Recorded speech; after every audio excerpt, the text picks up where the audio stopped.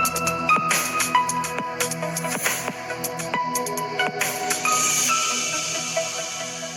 Guys, എല്ലാവർക്കും മറ്റൊരു പുതിയ വീഡിയോയിലേക്ക് സ്വാഗതം. It's me Akhil Satheesh. കോളേജുകളിലേക്ക് അഡ്മിഷന് വേണ്ടി പോകുന്ന കീം വിദ്യാർത്ഥികൾ, ഇനി അതാണ് നിങ്ങളുടെ മുന്നിലുള്ള ഏറ്റവും വലിയ കടമ്പ. ഇപ്പോൾ സെക്കൻഡ് അലോട്ട്മെന്റിൽ ഇപ്പോൾ അലോട്ടഡ് ആയിരിക്കുന്ന കോളേജുകളിലേക്ക് പോകുമ്പോൾ നിങ്ങൾ ശ്രദ്ധിക്കേണ്ട, പണി കിട്ടാതിരിക്കാൻ തീർച്ചയായിട്ടും കരുതേണ്ട ചില കാര്യങ്ങളുണ്ട്. സോ അതിന്റെ ഡീറ്റെയിൽഡ് ഇൻഫർമേഷൻ തന്നെ നമുക്ക് ഈ വീഡിയോയിലൂടെ പരിശോധിക്കാം. ഫാർമസിക്കാരുമായി ബന്ധപ്പെട്ട അപ്ഡേറ്റുകൾ അടുത്ത വീഡിയോ വഴിയൊക്കെ വരുന്നുണ്ട്. നമ്മൾ ഡയറക്റ്റ് CV ആയിട്ട് കോൺടാക്ട് ചെയ്ത് അതിന്റെ ഡയറക്റ്റ് അപ്ഡേറ്റുകൾ ഇതിന് മുമ്പ് തന്നെ ലഭിക്കാൻ ട്രൈ ചെയ്യുന്നുണ്ട്. സോ ജസ്റ്റ് വെയിറ്റ് ചെയ്യുക, നിങ്ങൾക്ക് വേണ്ടിയുള്ള വീഡിയോസ് വരുന്നുണ്ട്. നിങ്ങൾ ആദ്യമായിട്ടാണ് കാണുന്നതെങ്കിൽ ഞാൻ ഈ പറഞ്ഞ പോലെ തന്നെ നമ്മുടെ കമ്മ്യൂണിറ്റിയിൽ ജോയിൻ ചെയ്യുക. തീർച്ചയായിട്ടും സ്റ്റഡി മെറ്റീരിയൽസ് ഉൾപ്പെടെയുള്ള KTU സ്റ്റുഡൻസിന്റെ ഇമ്പോർട്ടന്റ് അപ്ഡേറ്റുകൾ ഓൺ ദ വേ ആണ്. സോ നമുക്ക് കാര്യത്തിലേക്ക് കടക്കാം. കോളേജുകളിൽ പോകുമ്പോൾ നിങ്ങൾ കൃത്യമായിട്ട് മനസ്സിലാക്കേണ്ടത് ഇനി ഷെഡ്യൂൾ വെബ്സൈറ്റിൽ തന്നെ ഉണ്ടാകും. അപ്പോൾ നിങ്ങൾക്ക് കിട്ടിയ കോളേജുകളിൽ എത്ര മണിക്കാണ് അല്ലെങ്കിൽ ഏത് ഡേറ്റിലാണ് കൃത്യമായിട്ട് പോകേണ്ടത്, ആ ഒരു ടൈം സ്ലോട്ട് ഉണ്ടാകും. അതിൻ്റെ ഉള്ളിൽ തന്നെ എത്താൻ ശ്രമിക്കുക. കാരണം പല ജില്ലകളിൽ നിന്ന് വരുന്ന വിദ്യാർത്ഥികളാണ്. അപ്പോൾ മറ്റ് ജില്ലകളിലെ കോളേജുകളിലൊക്കെ കിട്ടിയിട്ടുണ്ട് എങ്കിൽ അത് കൃത്യമായിട്ട് പ്ലാൻ ചെയ്യുക.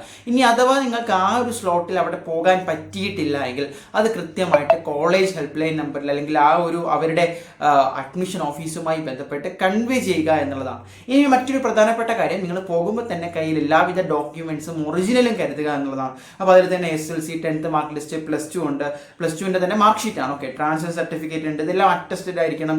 അതുപോലെ കോൺടാക്ട് സർട്ടിഫിക്കറ്റ് ഉണ്ട്, മൈഗ്രേഷൻ സർട്ടിഫിക്കറ്റ്, മറ്റ് ബോർഡുകളിൽ നിന്ന് പഠിച്ചു വരുന്ന കുട്ടികൾക്ക് പാസ്പോർട്ട് സൈസ് ഫോട്ടോ കുറഞ്ഞത് 5 എണ്ണമെങ്കിലും കയ്യിൽ കരുതുക. ആധാറിന്റെ കോപ്പിയും ഒറിജിനലും കരുതുക. കമ്മ്യൂണിറ്റി കാസ്റ്റ് സർട്ടിഫിക്കറ്റ്, മറ്റ് ക്ലബ് സർട്ടിഫിക്കറ്റ്, NCC NSS പോലുള്ളത്. ഇനി അലോട്ട്മെന്റ് മെമ്മോയുടെ പ്രിന്റ് ഔട്ട്, ദെൻ എലിജിബിലിറ്റി സർട്ടിഫിക്കറ്റുകൾ, ഫിസിക്കൽ ഫിറ്റ്നസ് സർട്ടിഫിക്കറ്റ് എല്ലാ കോളേജുകളിലും ആവശ്യമില്ല, എന്നാലും നിങ്ങൾ കയ്യിൽ കരുതി വെക്കുക. ഗ്യാപ് സർട്ടിഫിക്കറ്റും അതുപോലെ തന്നെയാണ്, എല്ലാവർക്കും ആവശ്യമില്ല. ദെൻ ഫീ പേയ്മെന്റിന്റെ റെസീപ്റ്റുകൾ, പിന്നെ ഒരുപാട് കാര്യങ്ങൾ നിങ്ങൾ കീം സമയത്ത് എന്തൊക്കെ അപ്ലോഡ് ചെയ്തു, like caste, income certificate, non criminal certificate, ഇതെല്ലാം ആ വാലിഡിറ്റിക്ക് അകത്തുള്ള ഡോക്യുമെന്റ്സ് കൂടി നിങ്ങൾ കയ്യിൽ കരുതുക. ഇനി മറ്റൊരു പ്രധാനപ്പെട്ട കാര്യം, ഓരോ കോളേജുകളിലെയും PTA ഫണ്ട് ആയിക്കോട്ടെ, കോഷൻ ഡെപ്പോസിറ്റ് ആയിക്കോട്ടെ, ടെക്നിക്കൽ ഫീ ആയിക്കോട്ടെ, ഇതെല്ലാം ഡിഫറെൻ്റ് ആണ്. അത് കൃത്യമായിട്ട് ചോദിച്ച് മനസ്സിലാക്കി അഡ്മിഷൻ സമയത്ത് തന്നെ നിങ്ങൾക്ക് എന്തെങ്കിലും തരത്തിലുള്ള ബാക്ക് വേർഡ് ആണ് അല്ലെങ്കിൽ കമ്മ്യൂണിറ്റി ബേസ്, ഇൻകം ബേസ് ഒക്കെ ബാക്ക് വേർഡ് ആണെങ്കിൽ അതിനനുസരിച്ചുള്ള റിസർവേഷൻ അല്ലെങ്കിൽ അതിനനുസരിച്ചുള്ള ഫീസ് അളവ് അവിടെ നിന്ന് തന്നെ കിട്ടുക എന്നുള്ളതാണ്.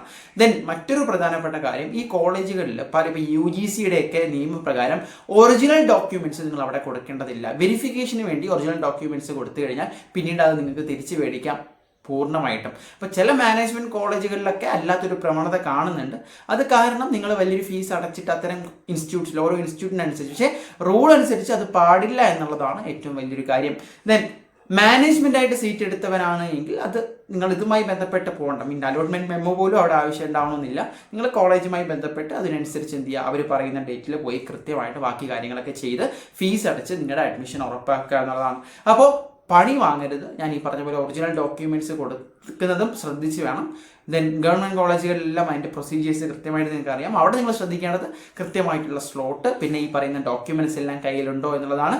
പാരൻസുമായിട്ടൊക്കെ പോയി തന്നെ അവിടെ ബാക്കി ഫെസിലിറ്റീസും ഹോസ്റ്റലൊക്കെ എടുക്കാൻ ഉദ്ദേശിക്കുന്നുണ്ടെങ്കിൽ അഡ്മിഷൻ ടൈമിൽ തന്നെ അത് കൃത്യമായിട്ട് കൺവേ ചെയ്യുക. മറ്റ് സ്കോളർഷിപ്പുകൾക്കുള്ള കാര്യങ്ങൾ കൺവേ ചെയ്യുക. So guys, all the best. എന്തെങ്കിലും ഡൗട്ട് ഉണ്ടെങ്കിൽ കമന്റ് ചെയ്യുക.